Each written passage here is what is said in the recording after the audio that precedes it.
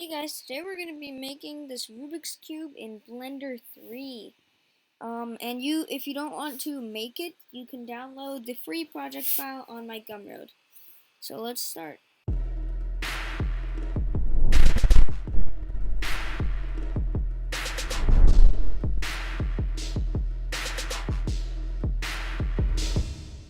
So the first thing we're going to do is we're going to click our default cube, and we're going to S, and then type in 0.3, and that will just make it a little smaller for us. Now we can zoom in, and we're going to go over to the modifiers tab and add in a bevel modifier, and I'm going to bring up the segments to 2, and then I'm going to shade smooth. And now what we can do is we can close up that bevel modifier and add in an array, and then set the count to 3, and then set the factor. We can actually keep the factor x at 1 right now, and then we can close that, and we're going to add another array, set the factor x to 0 and the factor y to 1, and set this count to 3, close that up again, and we're just going to do the same thing again, but with the z axis. So now we have this kind of looking kind of like a Rubik's Cube with no stickers. And what we're going to do now is we can just apply all those modifiers. So let's hover over our first one and hit Command or Control A, and we'll just do that for the other ones. It will say applied modifier was not first, results may not be as expected. That's fine, it doesn't do anything for us.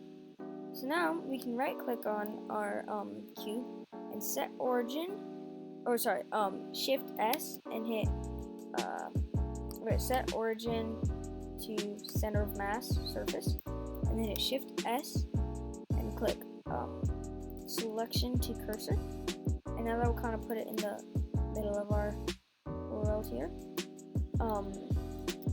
And now we are going to add in we're going to tab into edit mode, A, and then P, and click by loose parts. And if we tab out, now we have all these different cubes. And now what we're going to do is we are going to hit Shift A, and then Mesh, and add the plane, and we're going to scale it down to 0.3, and then we're going to hit R, Y, 90, and then we can copy, we're going to set this, let's select all of our objects and hit origin to center of mass surface. So now they kind of all have their individual origins. And now I'm just going to select my plane, and we're going to select this bottom corner one. And we're going to open up our properties by hitting N. And we're just going to let's look at this location numbers, and then we're gonna value, and then we're gonna set that to the same on the plane. So I think they're all 0.6. Oh, negative 0.6. Negative 0.66. Okay. We're kind of, I think the Y needs to be not negative, so 0.6. Yeah, there we go. Now, if we turn on snapping and set this to face nearest, we hit GX, and then we can snap that to our mesh. And now we can turn off snapping now, and we're going to add in a bevel modifier and set this to vertices. And then you can adjust this if you want.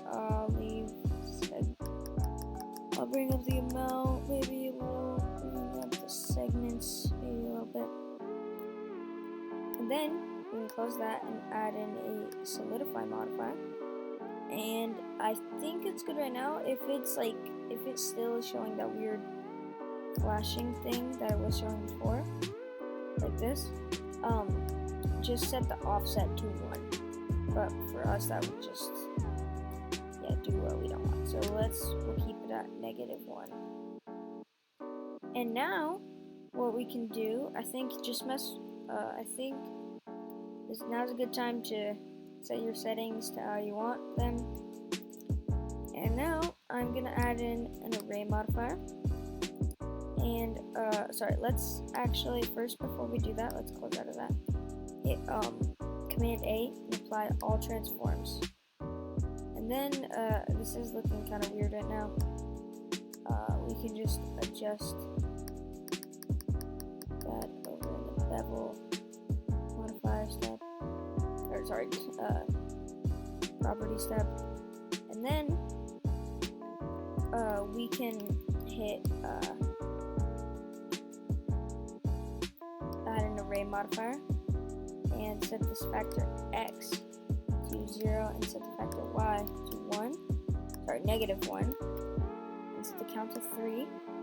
And if we add in another array and set the factor x to 0 and the z to 1 and set the count to 3, we have kind of this kind of stickers, but we don't want them like to all be connecting because it just looks like one big sticker.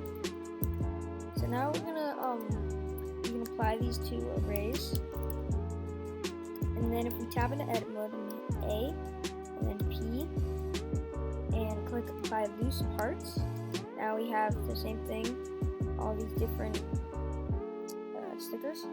Now we can set this to select all. With them all selected, we can hit set origin to center of mass surface, and then if we set this to individual origins up here, we can scale them down to the size you want. I think this is good. Oh, and if you want to adjust it, you can. If you don't want to go through all of them with the same thing, you can hold Alt and change it. But I'll just keep it how it is for now. And now we can close out of that and hit Shift. I think, yeah, our cursor is in the world origin right now. If it isn't, we can hit Shift S and cursor to world origin. And then we right click all of our stickers on all of them with them all selected. And we're gonna hit set origin to 3D cursor. And now if we hit Shift D R Z 90, that will kind of duplicate them and rotate them. And we can hit Shift R twice. That will just repeat it. And then we can hit Shift D R X 90. And then instead of doing Shift R, because that would duplicate them again on a side that already has stickers, we can just hit Shift D R X 180. Enter. And now we're pretty much done with our cube. We're just going to go into material preview, and let's select our top stickers, and over in the materials tab we're going to click new. I mean, we don't have to, but I just like to do it to make sure they actually have a material. And then we're going to set this material to, you don't have to name it, but I'll just name it to white. And then I don't know if I will name all of the stickers just so this video isn't too long. And we can actually select our original first material, and I'll just set this to I'll bring up the blue, the RGB blue, bring down the green and red. Oh, yeah, whoopsie. But yeah, first, before we set the stickers, over here in the properties, I'm going to select, outline. We're going to select our one of our cubes, and then we're going to shift select all of them. And then I can actually, let's set this to a black instead of blue. Now we have all of our blues. And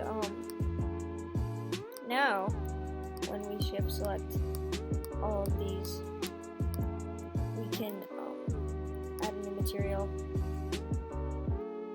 and set this to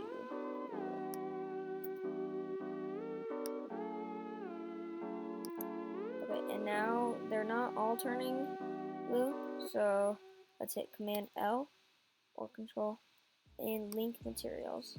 And then, sorry, we actually didn't do that with the white ones either, so let's find our original one that has material.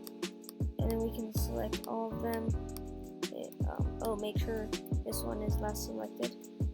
And then we're gonna hit Command L and link materials, which is what we did. And now we can select the next side of our cube, next stickers, and we can click new, and I'll just bring up the red, bring down the green a bit, bring down the blue a bit, and you can just go through the whole thing, and link materials. And I'm just gonna real quickly go through the whole cube doing that. So I will see you in like 2 seconds. Okay, now I have my whole cube colored. And by the way, if you don't know the color scheme of a Rubik's Cube, the top is white, bottom is yellow, and then it goes on the sides blue, orange, green, red. Okay, so we have our Rubik's Cube and we are pretty much done. And I think what I'm gonna just do is we can just I'm gonna go into rendered view, and we can just set up a basic scene. I'll select the whole cube, and then I'll hit G, Z, and then 1, and that will bring it up almost to the very here. It's not quite on the floor, so we're gonna hit G, Z, and then just kind of move that down, right back to it. And then hit Shift A and add in a plane, and we can scale this up. This, and we're gonna tab into edit mode. Like one of our edges, I wanted to show maybe the blue and red. So we can just select, I'll select these 2 edges, E, and then Z, to drag them, to extrude them. And then we can tab out of edit mode, and we'll just add in a Bevel Modifier. And we can bring up the segments a bit, bring up the amount, and we can shade smooth. So, yeah, here's just kind of our basic scene setup. It looks pretty good in Eevee, and it also looks really good in Cycles. And yeah, we can just mess around, change the lighting setup maybe. Yeah, but here we have just a pretty good Rubik's Cube. Thanks for watching, and I hope you like this video, and make sure to subscribe if you haven't already. And yeah, see you in the next video.